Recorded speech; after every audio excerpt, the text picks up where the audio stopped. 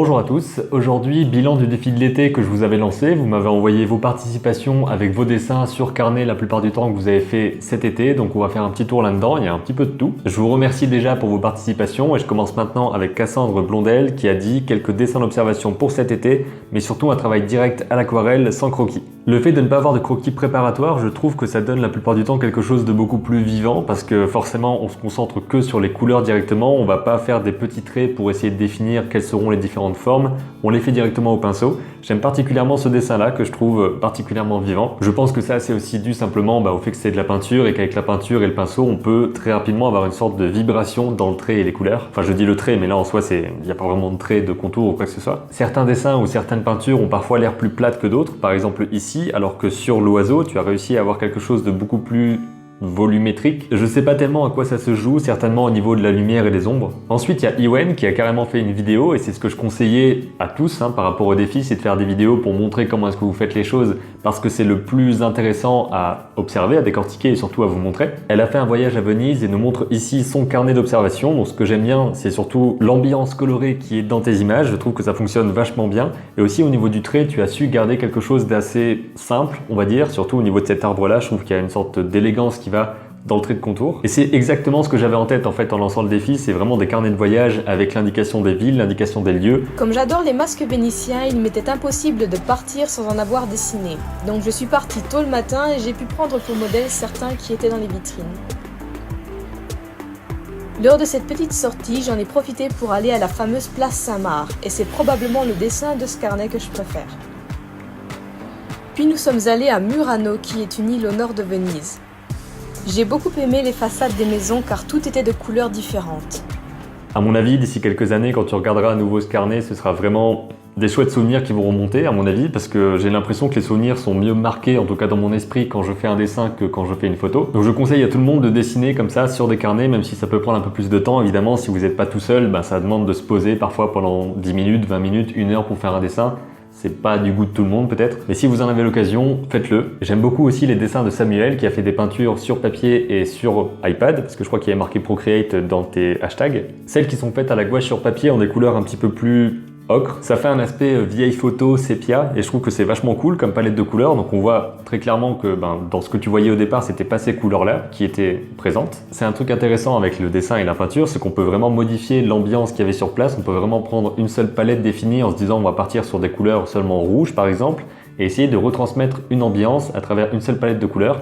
Donc j'imagine que c'était un peu ton défi ici, à moins que tu avais juste pas assez de gouache de différentes couleurs et que par contrainte tu as eu ce bel effet là. On voit que dès que tu travailles sur iPad avec Procreate, tu t'es un peu plus lâché au niveau de la couleur parce que tu pouvais faire absolument ce que tu voulais. J'imagine aussi qu'il y avait un côté pratique parce que bon, là, visiblement dans l'avion, ça devait pas être évident de sortir la gouache et de faire des trucs corrects alors qu'avec l'iPad, ça passe un peu plus pour corriger les choses. Et encore une fois, certains dessins ont l'air plus plats que d'autres. Par exemple, celui-ci a l'air beaucoup plus plat que celui-ci. Là, je trouve vraiment que la texture de la roche, elle sort vachement bien et celle-ci, je pense que c'est à la gouache parce que j'imagine que c'est la feuille de papier qu'on voit derrière. À mon avis, cette image-là, c'est ma préférée de ta sélection, même s'il y en a certaines autres qui sont vachement cool par rapport aux couleurs. J'aime bien le fait que les touristes soient vraiment la seule touche de couleur un peu plus saturée. On a ensuite le carnet de Hélène qui s'appelle Voyage sur papier sur Instagram et qui m'a indiqué « J'ai fait une grosse portion du GR70, le chemin de Stevenson, en solo. » Donc je me suis renseigné rapidement, c'est un chemin qui est principalement en France je crois, et qui est un chemin de randonnée qu'avait emprunté l'auteur Stevenson et qu'on peut comme ça emprunter nous aussi. J'ai fait un carnet de voyage pour retracer le petit périple avec photos instantanées, écrits et aquarelles évidemment. Et là c'est typiquement le carnet de dessin et de voyage d'une aventurière qui explique ce qu'elle fait sur la route. C'est super chouette de lire comme ça ce qui t'a intéressé le plus dans ton voyage, les personnes que tu as rencontrées,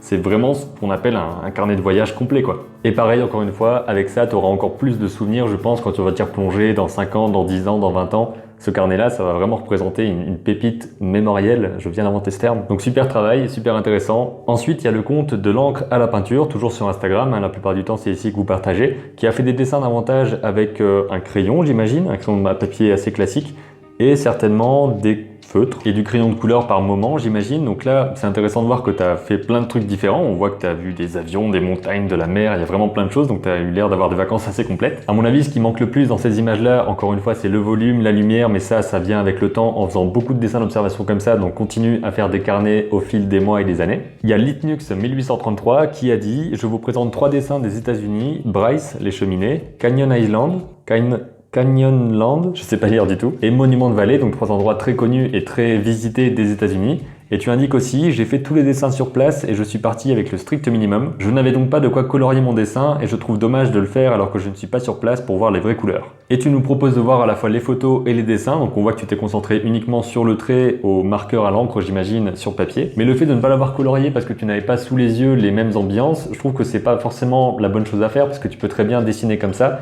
et ensuite refaire d'après ta mémoire les différentes couleurs avec de la peinture, avec du feutre, avec des crayons depuis chez toi ou même le faire numériquement. Il n'y a pas forcément besoin de tout faire sur place, mais je comprends que ça peut te frustrer un peu de ne pas pouvoir le faire et que tu n'as pas envie de dénaturer ce que tu avais vu. Mais je préfère préciser qu'il n'y a aucune limitation dans ce genre de dessin. On peut très bien dessiner, peindre ailleurs, on peut faire absolument tout ce qu'on veut, hein. Même dans ces défis-là, il n'y a vraiment pas de limite en fait. Ensuite, on a Ama 12.3, vous avez toujours des chiffres, je ne sais pas forcément à quoi ils correspondent, qui nous présente son carnet de voyage en Grèce, dans les Cyclades, îles Santorin, Naxos et Tinos. Des dessins que je trouve assez propres, assez intéressants à regarder et surtout tu te concentres au niveau des couleurs sur les plantations avec plein de maisons blanches comme ça et les seuls traits de couleurs beaucoup plus saturés, c'est peut-être les toits de ces maisons-là ou alors les vêtements qui pendent, j'en sais rien. Et j'ai l'impression que tu as assez bien retranscrit ça. Après, j'ai jamais été en Grèce, hein, je sais pas si c'est comme ça en vrai. Il y a la faucheuse dame qui a fait des dessins extrêmement soignés. Je trouve que le trait est vraiment très très propre, il y a rien qui dépasse. Donc je sais pas si au départ tu avais fait un croquis par-dessous que tu as gommé ensuite avant de colorier, mais en tout cas ça rend vachement bien. Et on a même les petites photos des références de tes dessins, donc ça c'est toujours cool de voir la différence comme ça. C'est toujours bien de prendre une photo de ce qu'on dessine,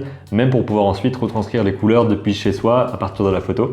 Mel Oman qui a dessiné 2 personnes sur une sorte de grosse bouée à la mer, l'océan, enfin l'eau quoi. Je le trouve assez réussi, surtout dans les expressions. Encore une fois, c'est un dessin qui est assez plat en termes de valeur de couleur. C'est tous un peu la même valeur, il n'y a pas vraiment de contraste élevé, mais ça rend vachement bien. Et aussi très important, on voit que tu as mis la date sur le dessin. C'est pas quelque chose auquel on pense tout le temps, mais c'est vraiment intéressant d'avoir les dates, histoire de pouvoir revenir dessus plus tard et se rappeler de qu'est-ce qui s'est passé à quel moment. C'est important d'archiver de cette façon-là.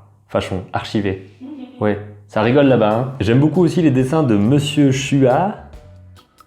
Ouais, S-H-U, ouais, c'est ça. Qui a fait des dessins avec de l'encre noire et certainement du feutre aussi pour les valeurs de gris. Ça, c'est un peu ce qu'on a tous fait, hein, de se dessiner en autoportrait en train de dessiner quelque chose. Donc on voit ses bras en vue subjective. Et visiblement, à côté de toi, il y avait d'autres personnes qui dessinaient. Donc ça, j'imagine que c'est des amis à toi qui dessinent en même temps que toi. Et ça, c'est vraiment cool d'avoir ça. Tout le monde n'a pas ça. Et à mon avis, mon dessin préféré dans ce que tu as proposé, c'est celui-ci, qui représente vachement bien l'expression et la pose du mec dans le train. J'imagine qu'il dort à ce moment-là. Ouais. Tellement de gens qui dorment dans le train, vous pouvez dessiner plein de gens comme ça. Dans un autre style, on a Steffi Hart qui a décidé de faire des dessins, des illustrations à chaque moment de ses vacances avec ses enfants. Donc c'est assez marrant à regarder. Un dessin qui est assez simple. J'aime bien les petites touches qui représentent la végétation derrière avec simplement des taches de couleurs. Je m'attendais pas forcément à ce genre de choses-là. Je pensais qu'il y aurait vraiment du dessin d'observation avec des paysages, des ambiances, tout ça. Mais c'est cool d'avoir des petites histoires comme ça. Avec des illustrations. Je vais pas dire cette phrase, ça me saoule. Des petites histoires illustrées. Voilà. Une seule peinture de ma semaine en IMA.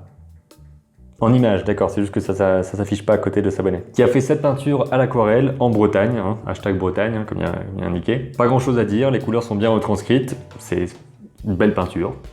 Belle peinture, c'est...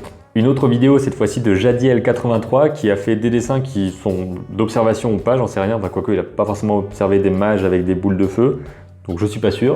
Des dessins qui, d'après ce qu'il a dit en commentaire, étaient faits exprès de façon brute et très simple, donc j'imagine que le but était de retranscrire un petit peu des dessins comme des dessins d'enfants, avec différents personnages un peu absurdes parfois. Le dernier participant de ce défi, c'est Villis, qui a fait carrément une vidéo de 10 minutes où il explique en détail comment est-ce qu'il a fait son carnet, parce qu'il l'a fabriqué aussi lui-même, hein, si j'ai bien compris. Sur le reste de la deuxième semaine, j'ai beaucoup produit, enfin beaucoup plus que la semaine d'avant. Les croquis sont plus intéressants, je trouve. Je me suis entraîné à la fois à l'aquarelle, j'ai fait aussi des séances, entre guillemets, où je prenais un objet et je le faisais dans différentes vues. Je l'ai fait avec une basket et je l'ai fait avec mon skate aussi. Et j'ai fait aussi voilà, d'autres croquis d'observation, ainsi que une petite vue subjective encore. N'hésitez pas à prendre des notes comme ça sur où vous en êtes dans votre parcours de dessin, si vous avez vraiment envie d'être méthodique et de structurer le truc, hein, c'est pas mon cas par exemple. Mais ça peut vous aider à savoir où vous en êtes et à savoir quels exercices faire par la suite pour ne pas répéter les mêmes choses tout le temps et réussir à apprendre de vos erreurs. En tout cas, j'espère que ce défi vous a bien amusé durant l'été, que vous avez eu du plaisir à dessiner comme ça des carnets et à les voir ensuite dans cette vidéo-là. N'hésitez pas à aller regarder la vidéo sur l'annonce du Inktober 2019, donc c'est le Inktober qui arrive là en octobre très bientôt. Et ce sera encore une fois cette année le défi de cette chaîne. Donc voilà, si ça vous intéresse de participer, je vous mets un lien vers la vidéo en question ici. De mon côté, comme je l'ai dit, je vais faire une bande dessinée qui sortira du thème Inktober. Pourquoi le K? J'enlève le K, je m'en fous. Je suis en train d'imaginer les personnages et la narration, donc ce sera un nouveau livre qui sortira certainement l'année prochaine avec une histoire complète cette fois. Je vous en reparlerai dans le courant du mois d'octobre. Merci à tous pour vos participations, je vous dis à très bientôt pour une prochaine vidéo, et d'ici là, comme d'habitude, créez vos images et racontez vos histoires.